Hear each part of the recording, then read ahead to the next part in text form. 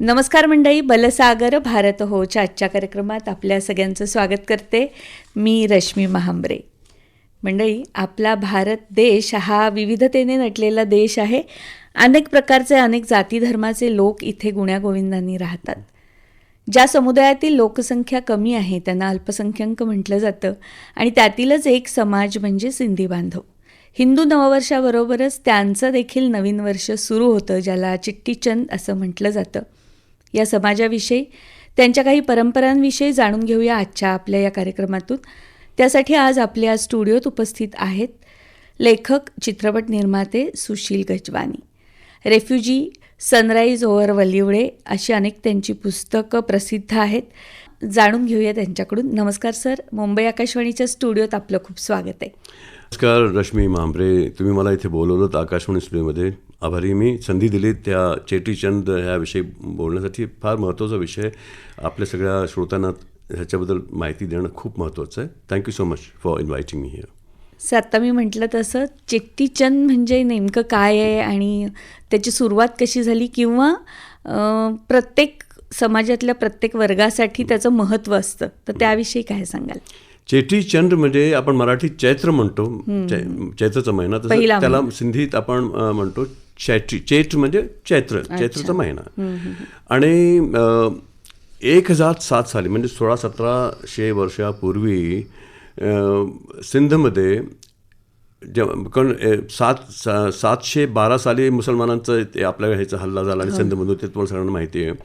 तर 1007 साली मिर्कशाह नावाच्या एका जुलमी हुकूमत चालायची, म्हणजे राज चालायचा.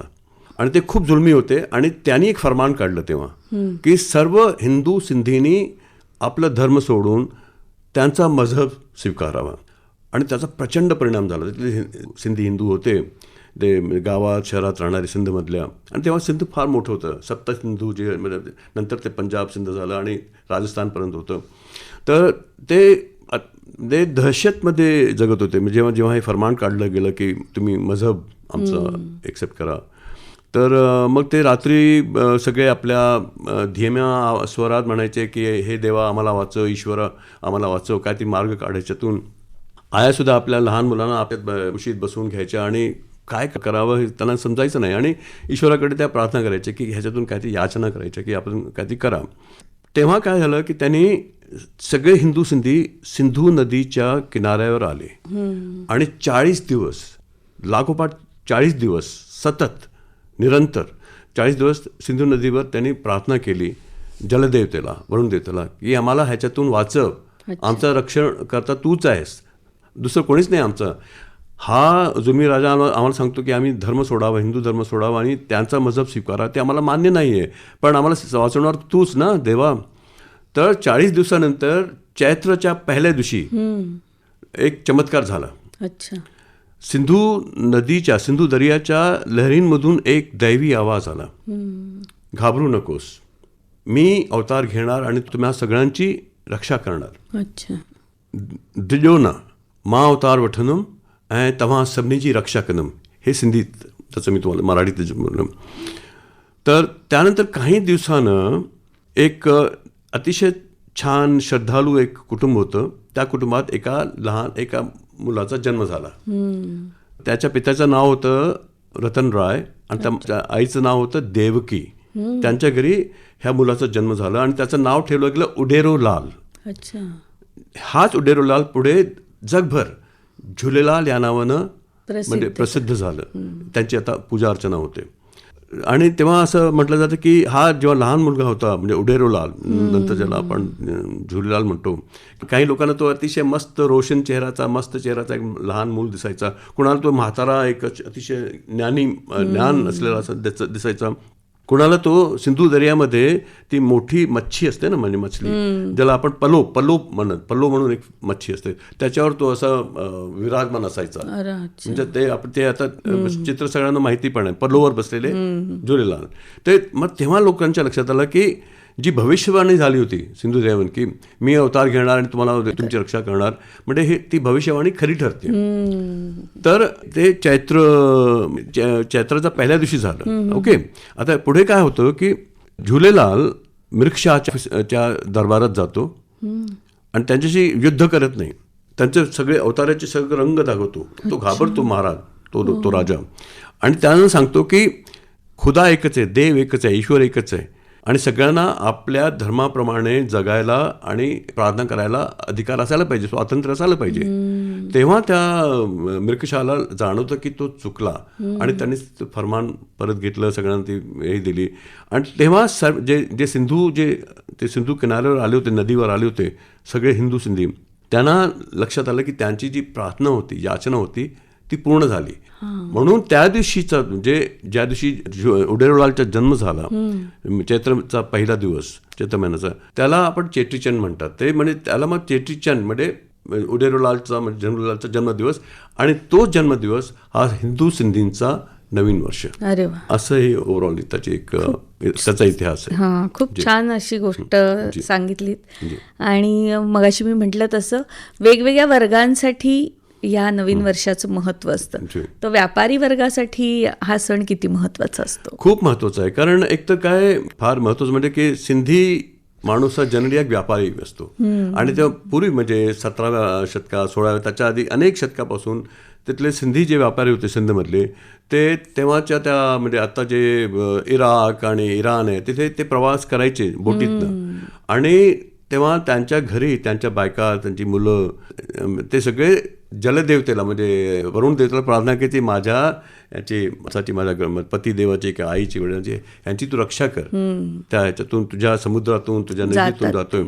तर त्याप्रमाणे ते खूप महत्त्वाचं आहे. म्हणजे कारण झुलेलाल हे अतिशय महत्त्वाचं प्रतीक पण आहे, देवता पण आहे. झुलेलालमध्ये सगळे धर्म सारखे आहेत. सिंधमध्ये तुम्हाला बघा एक महत्त्वाचं नोशन तुम्हाला लक्षात येईल की सिंध असं एक प्रांत होतं 47 पर्यंत, 1947 पर्यंत, तिथे हिंदू सिंधी आणि सिंधी मुस्लिम छान मस्त आरामात प्रेमाने राहायचे.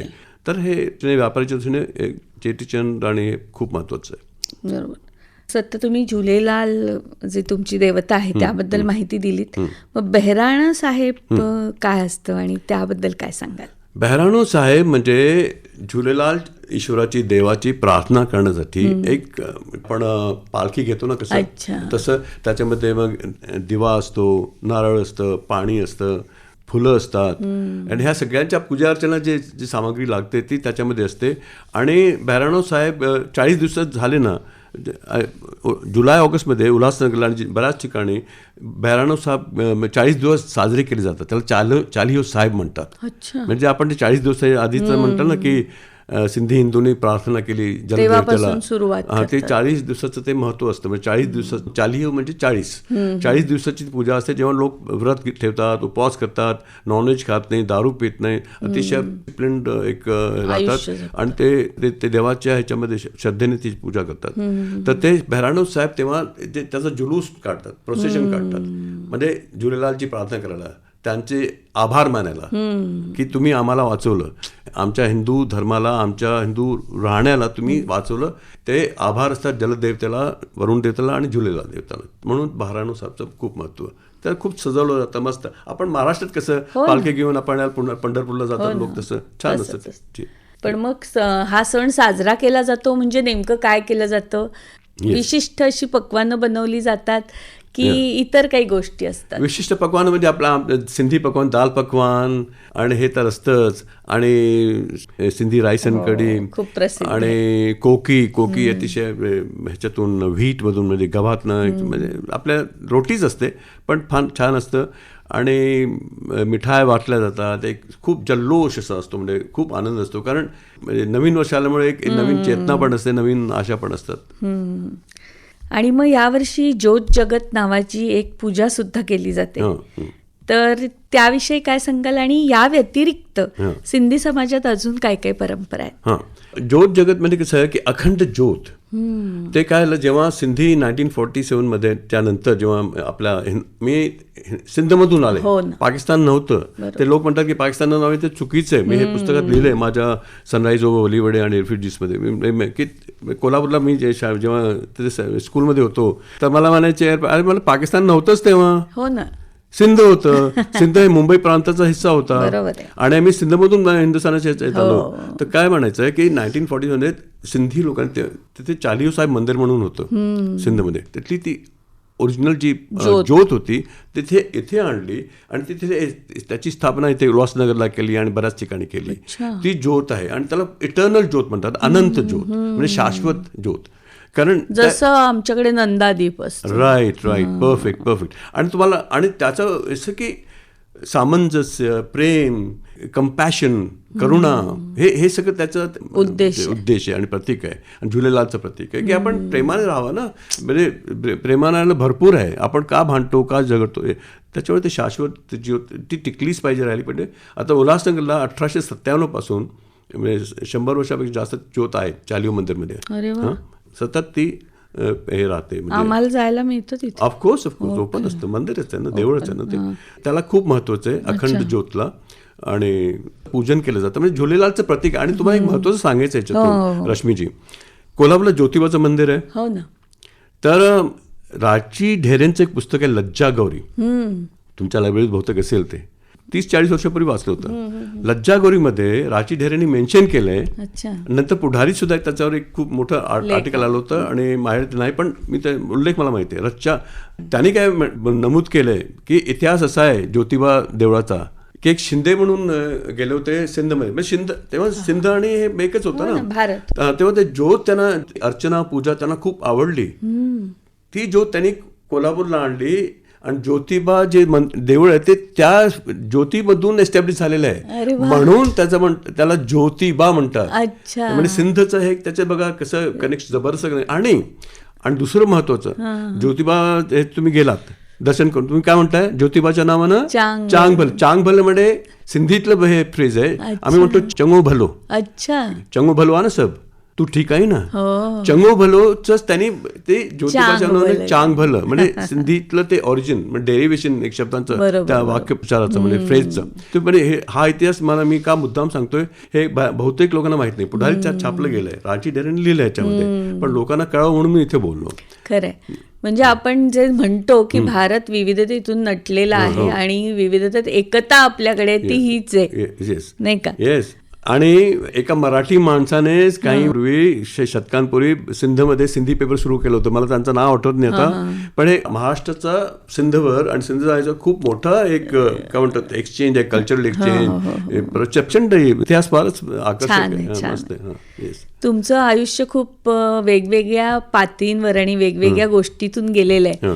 रेफ्युजी कॅम्पमध्ये सुद्धा तुम्ही राहिलेला आहात.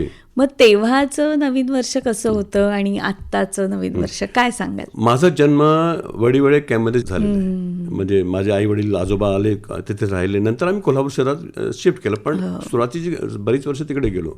तेव्हा जेव्हा मी लहानपणी त्याचं मी क्लिअरली मेन्शन केलंय, तेव्हा ते चेटीचंदचा खूप हे व्हायचं, उत्सव साजरा व्हायचाच. ते कधी लोक विसरले नाहीत, कारण ते जखम ताजी होती ना. सिंध सोडला, आपलं होम म्हणजे आपला प्रांत सोडला, आपला देश सोडला, तर ते खूप मोठ्याने. आणि तेव्हा सिंधी गाणी जे होते तेव्हा लोकगीत होते वगैरे, ते खूप प्ले व्हायचे. तेव्हा कल्चर अलाइव्ह होतं त्या सिंधी कॅम्पच्या ह्याच्यामुळे. कारण त्यांना सिंधीच आहे, मराठी भाषा शिकायला आणखी 5-6 वर्ष गेली ना त्याच्यामध्ये. म्हणजे मराठी अवगत झालं. म्हणजे मी तर मराठी बोलतो. इंटिग्रेशनला पण वेळ जातो ना, कल्चरल इंटिग्रेशन. तिथल्या लोकांना सुद्धा सिंधी लोक म्हणजे त्यांना पहिल्यांदा खूप गैरसमज होते. म्हणजे ते दूर व्हायला पण वेळ जातो ना. जोपर्यंत तुम्ही मला भेटत नाही, मी तुमच्याशी बोलत नाही, कसं गैरसमज होणार. तर ते आम्ही तेव्हा खूप सण साजरे व्हायचे आणि लोकगीत वाजायचे. बऱ्याच आमचे झुमेर आणि असे डान्स आहेत मुलींचे, आणि लाडो आणि छेद म्हणून डान्स आहेत, तेव्हा भरपूर व्हायचे. छेद हे एक डान्स आहे, म्हणजे जे पुरुष करतात. छेद अजून आता करतात लोक, आणि झुमेर ही बायका किंवा मुली करतात. ह्या तिथे भरपूर परफॉर्म व्हायच्या सुरुवातीला. पण नंतर जसं वेळ होत गेलं मग काय होतं की आपला व्यवसाय बसवायचा, तेव्हा फॅमिलीचं जे लाईव्हलीहूडच मुळात हे होतं, तर त्याच्यामुळे ते कमी होत गेलं. मग लोक विखुरले गेले, शहरात गेले, आणि मग कोल्हापूरचे संस्कार पण आले. कोल्हापूरची भेळ पण आवडायला लागली आणि मिसळ पण आवडायला लागली. होतं महालक्ष्मी देवळात जाणं सुरू झालं. तर एक कल्चरल एक्सचेंज झालं. पण आमचे ते कल्चरल इव्हेंट होत राहिले. चेटीचंद जोरजोरात व्हायचं. दिवाळी आम्ही साजरा करायचो डेफिनेटली. आणि बाकीचे सुद्धा म्हणजे ज्या आपण हिंदू ज्या रिवाज आहेत ते आम्ही ते करायचो तेव्हा ते सगळं चालू आहे. आता अवेअरनेस वाढले. बरोबर. आता आपण जेव्हा भारतात राहतो, वेगवेगळ्या धर्मपंथाचे लोक एकत्र असतो, तर सण साजरा करत असताना कोणता विचार करायला हवा? जसं झुलेलाल म्हणतात, काय सांगितलं त्यांना की झुलेलाल चेटीचंदचा अर्थ काय आहे? झुलेलालचा अर्थ असा आहे की एक तर श्रद्धा असावी तुमच्या धर्मामध्ये, तुमच्या ह्याच्यामध्ये. श्रद्धेपेक्षा जास्त पॉवरफुल, जास्त बळकट गोष्ट नाही. तेव्हा तर लोक घाबरलेले होते 1007 साली. तेव्हा तुम्ही घाबरू नका, मी आहे. त्यांनी अवतार घेतला. श्रद्धा केव्हाही कुठल्याही भीतीपेक्षा पॉवरफुल असते. आणि एकतेमध्ये तर तुम्ही कुठल्याही कठीण काळावर तुम्ही मात करू शकता. आणि उम्मीद म्हणजे आशा कधी सोडायची नाही. ते सिंधू दर्याच्या पाण्याप्रमाणे तरंग राहिली पाहिजे. आणि म्हणून आम्ही जेव्हा सण साजरा करतो तेव्हा एकतर जसं आमचं सण आहे समजा चेटीचंद, तसं गुढीपाडवा आहे, तर इतरांचं आहे. एकमेकांचं आपण त्यांची रिस्पेक्ट ठेवली पाहिजे. एकमेकांच्या बरोबर समभावाने प्रेमाने राहायला पाहिजे. हे आम्हाला वाटतं की हे जे सण आहेत ते म्हणजे इन्सानियत, माणुसकी, मानवता शिकवतात, असं ह्याचं मला वाटतं अर्थ असावा, ज्याच्यातून आपण आनंद घ्यायला पाहिजे. हा तुमचा वर्षाचा पहिला सण झाला. या व्यतिरिक्त अजून कोणते सण साजरे करतात? दसरा आमचा असतो, दिवाळी आमची असते, आणि बाकी सगळे ते आपण सगळे हिंदू जे आहेत ते सगळे आम्ही करतो. पण महत्वाचं चेटीचंद, दसरा म्हणजे दसरा आपण म्हणतो, आणि दिवाळी. अच्छा. आणि मग त्यावेळी काय, जसं आपण एकमेकांकडे जाणं, हो सगळं आपण मराठी, आता आमच्याकडे काय सगळे सिंधी कोल्हापूरचे मराठी झालेले आणि त्याने देवाण आता काही मुलींनी मराठी मुलांचे लग्न केलं, काही मराठी, म्हणजे ते सगळं झालेलं आहे, एक्सचेंज झालेलं आहे. पण म्हणजे पद्धती आणि रिवाज आणि सगळं सारखंच, म्हणजे सोशल जे म्हणतो ना एक्सचेंज होतो आता, आणि छान होतो, मस्त होतो. म्हणजे तुम्ही मला विचार, मी आहे कोल्हापूरचा, राहतो मुंबईत, पण आता मी कोल्हापूरहून आलो ना, तर तुम्ही सांगितलं की समजा सिंध नवीन किंवा झाला, समजा सिंध एक प्रांत आला, समजा परत भारतात आला किंवा काही सिंध, मी कोल्हापूर नाही सोडणार.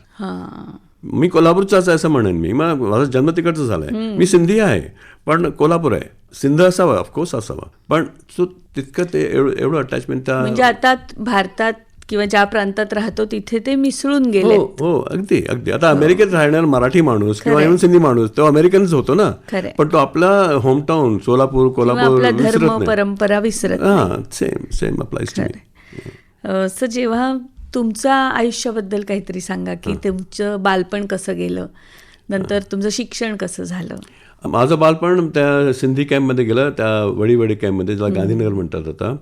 तेव्हा एकतर आम्ही पाहिलं की आमचे आई वडील, आजोबा, काका सगळे खूप स्ट्रगल करायचे. धंदा नव्हताच, काही पैसाच नव्हता. ते पाहिलेलं होतं की किती मेहनत करतात. त्यांच्यावर आम्ही जायचो त्या दुकानात. ते रस्त्यावर, सुरुवातीला रस्त्यावरच ती दुकानं लावायची ना. नंतर त्याच्यातून मग ते नवीन दुकान आलं, दुकानातून मग मोठं दुकान आलं, ते वाढत गेलं ते. तर सर्वायवल किती महत्त्वाचं आहे, मेहनत किती महत्त्वाची आहे, आणि म्हणजे आपण जे प्रामाणिकपणे काम केलं तर कसं आपण पुढे येऊ शकतो हे मी त्याच्यातून शिकलो. म्हणजे आईवडिलांकडनं आणि काकांकडनं, आजोबांकडनं, माझे वडील बाजूमल परचमल गजवानी, आई भाग्यवंती किंवा आजी होती पारी, ह्यांच्याकडनं हे शिकलो की आपण मेहनत केली पाहिजे. ते संस्कार आमच्यावर खूप मोठे झाले. नंतर आम्ही कोल्हापूर शहरात गेल्यानंतर मी सेंट झेवियर्स हायस्कूलला गेलो. Saint Xavier's high school English medium होतं. म्हणून राजाराम कॉलेजला गेलो, ते इंग्लिश लिटरेचर मी घेतलं आणि मास्टर्स डिग्री केली. पण तोपर्यंत आम्ही त्या समाजात मिसळून गेलेलो. गैरसमज होते, असं नाही ते तू सिंधमधून पाकिस्तानातून असं म्हणायचे, मला राग यायचा. म्हणून नाही, पाकिस्तान नव्हतंच तेव्हा. कुठं तुम्ही इतिहास वाचत नाही, म्हटलं वाचा की इतिहास, म्हटलं मित्र होते ना, तुम्ही वाटेल ते बोलताय असं. म्हणजे तर मस्त एक्सपिरियन्स होता. वाईट अनुभव होते, ह्या पुस्तकात आहेत सनराईज मध्ये. पण ते वाईट अनुभव का होते, कारण त्या लोकांना आमच्याबद्दल काही माहितीच नव्हती आणि त्याच्यामुळे त्यांची चूक नव्हती. आता त्यांना कळतं की हे हिंदू आमच्यासारखे आहेत, महालक्ष्मी देवळात जातात, ज्योतिबाला जातात. ज्योती तो म्हणलं आमचंच आहे. तर अनुभव मस्त होते. कॉलेजमध्ये मी क्रिकेट पण खेळायचो टीममध्ये, सेंट झेवियर्स हायस्कूलला पण खेळायचो. आणि बाकी तर it was a lovely life, beautiful life. पण मग लेखनाची सुरुवात कशी झाली सर? आधी मी काय केलं, मास्टर्स केल्यानंतर मी FTI मधनं, मंडी हाऊसमधनं टेलिव्हिजन ट्रेनिंग घेतलं. अच्छा. आणि त्या दूरदर्शनला मी बरीच वर्ष कामं केलं आहे सुरुवातीला 7-8 वर्ष. म्हणजे तुम्ही आधीच ठरवलं होतं की आपण मीडियामध्ये जायचं इंडस्ट्री मला फिल्ममध्ये. आणि ते दूरदर्शनला काम केलं. मग ते मी रिझाईन केलं. मी न्यूयॉर्कला मला फेलोशिप मिळालं रोटरी इंटरनॅशनलचं. तिकडे मी फिल्म मेकिंग शिकलो. परत आल्यानंतर मराठी चित्रपट करायला सुरुवात केली. पहिला माझा चित्रपट होता निळू फुले रवींद्र महाजनी उषा नाईक बरोबर राखणदार. क्या बात. ते फार मोठं हिट होतं. आणि आता युट्यूबवर आहे ते पिक्चर. राखणदाराची बरीच पिक्चर. पहिलं पिक्चर निळू फुले ते माझं डायरेक्शन माझं आहे त्याच्यामध्ये. आणि त्याची गंमत मी सांगतो तुम्हाला. मी तेव्हा बरेच लोक म्हणणार तू नाव सुशील गजवानी ठेवू नकोस, कोण बघणार नाही. म्हणलं का नाही बघणार? पिक्चर चांगलं असेल तर बघणार, पिक्चर वाईट असेल तर तुम्ही काही नाव ठेवलं चालत नाही. मी म्हणलं सुशील गजवानीचं सुशील कुमार नाही आहे मी. तर सुशील पाटील, सुशील मांबरे असं काही. अरे म्हणलं असं नाही आहे. लोकांना तुमच्या त्या ह्याच्याशी काही संबंधच नसतो. 20% शशी गजवानी ते लेखक आहेत, ते गीतकार आहेत मोठे जबरदस्त. मराठीत छान लिहितात ते. त्यांची गाणी ऐका ना, मुलगी झाली मधली ते त्यांची गाणी आहेत. तर मी चित्रपट बरेच केले. दूरदर्शनसाठी बऱ्याच मालिका केल्या. आणि मी कॉलेजमध्ये शिकवतो. फिल्म मेकिंग इंग्लिश शिकवतो. आणि पुस्तक लिहिण्याचं मला खूपच होतं, पण थोडंसं उशिरा सुरू केलं. मला ते सगळे कोल्हापूरचे वळीवडे कॅम्पमधले मला लिहायचे होते. तेव्हा मी हे लिहिले. आणि मला प्रकाशक लगेच म्हणाले, कारण त्यानं ते पहिलंच चॅप्टर त्यांनी वाचलं. एक आजी मला दूध प्यायला घेऊन जाते आणि ते काय काय होतं. तर ते मला प्रकाशक म्हणाला. तर मी हे दुसरं पुस्तक मग अमेरिकेत गेल्या वर्षी मी अमेरिकेत होतो 4 वर्ष. तिथल्या प्रकाशकांनी हे छापलं. हे आणि आता मी वर्षातनं एखादं पुस्तक लिहावं असं मला वाटतं. लिहायला आवडतं मला. मराठी पेपर्समध्ये भरपूर आर्टिकल्स लिहिलेत मी. अरे वा. म्हणजे मराठी मी म्हणतो माझ्या 2 मातृभाषा आहेत, सिंधी आणि मराठी. आणि 100 आणि माझे बंधू तर मास्टर आहेत तुमच्यासारखेच. शशी गजवानी कोल्हापूरला राहतात. ते मराठीत गाणी लिहितात, पुस्तकं लिहितात, पत्रकार पण आहेत. छान आहेत. येस. हे मी का सांगितलं की तिथल्या कोल्हापूरशी आम्ही पूर्णपणे समरच म्हणजे कम्प्लिटली सिंक्रोनाइज झालो.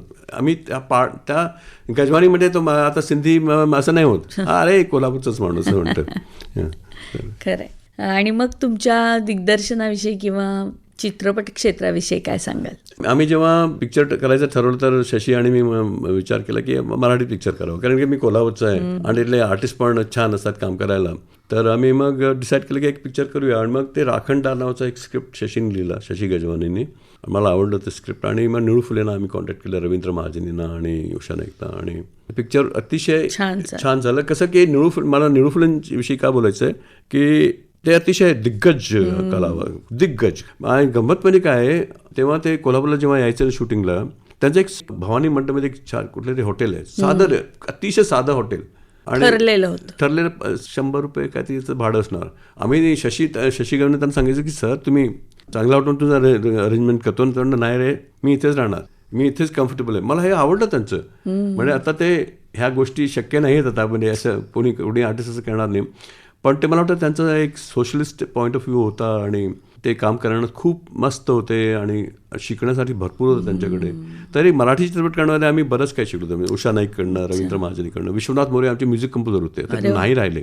R.D. बर्मन होते मराठीचे. तर चित्रपट करणं आम्हाला खूप आवडलं, म्हणजे खूप बरं वाटलं मला. अलीकडे मी एक सिंधी चित्रपट केला, एक सिंधी भाषेत चित्रपट केला, दी लास्ट ट्रेन म्हणून.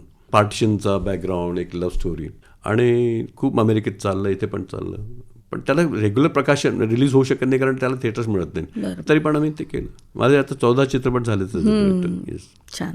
म्हणजे तुमच्याकडून ऐकण्यासारखं बरंच आहे, पण कार्यक्रमाची वेळ आपली ठरलेली असते. तर जाता जाता आमच्या सगळ्या श्रोत्यांना तुम्ही काय सांगाल? आपल्या सगळ्या श्रोत्यांना असं सांगायचं की एक तर सेल्फ बिलीफ खूप महत्त्वाचं आहे. काही म्हणजे अडचणी आल्या, डिफिकल्टीज आल्या, तर रिमेंबर की ते तुमचं काय स्वतःबद्दलचं हे मत आहे, म्हणजे तुम्हाला किती स्वतःवर विश्वास आहे, ह्याच्या सगळंच हे होतं. ब्लेम गेम कधीच चालत नाही. Be confident of yourself, believe in yourself. सगळं सोपं आहे. चेटीचंदचं कसं आहे, म्हणजे माणूस श्रद्धा असेल, खऱ्या अर्थाने श्रद्धा असेल तर सगळं शक्य आहे. एकता असेल तर आपण सगळ्या अडचणी त्याच्यावर मात करू शकतो. So believe in your self. आणि हे जे आपले सण साजरे होतात ना, चेटीचंद, गुढीपाडवा, ह्याचा अर्थ असा आहे की आपण एन्जॉय करावं आणि सगळ्या धर्मांची आपण रिस्पेक्ट ठेवायला पाहिजे असं मला वाटतं, कारण सगळे महत्त्वाचे आहेत. आणि मिळून राहणार जी गंमत असते ती भांडण्यात नसते. Yes. Enjoy self, believe in your self. Yes. मला वाटतं याच मुद्द्यावर आज आपण इथे थांबूया आणि नवीन वर्षाच्या सगळ्यांना खूप शुभेच्छा पण देऊया की सगळ्यांना हे वर्ष खूप सुख समृद्धीचं आणि आरोग्याचं जावो. सो तुम्ही मुंबई आकाशवाणीच्या स्टुडिओत आलात आणि इतकी छान माहिती आम्हाला दिलीत त्याबद्दल आकाशवाणीतर्फे आपले खूप धन्यवाद. धन्यवाद रश, थँक्यू सो मच. छान इंटरव्ह्यू घेतलात. मंडळी, याचबरोबर आजचा आपला बलसागर भारत हो हा कार्यक्रम इथेच संपवण्याची मला रश्मी महामरेला अनुमती द्या. पुन्हा भेटणार आहोत नवीन कार्यक्रमात छानशा विषयासह. तोपर्यंत नमस्कार. या कार्यक्रमाला निर्मिती सहाय्य रश्मी महामरे यांचं आणि सादर करते रोशन जाधव.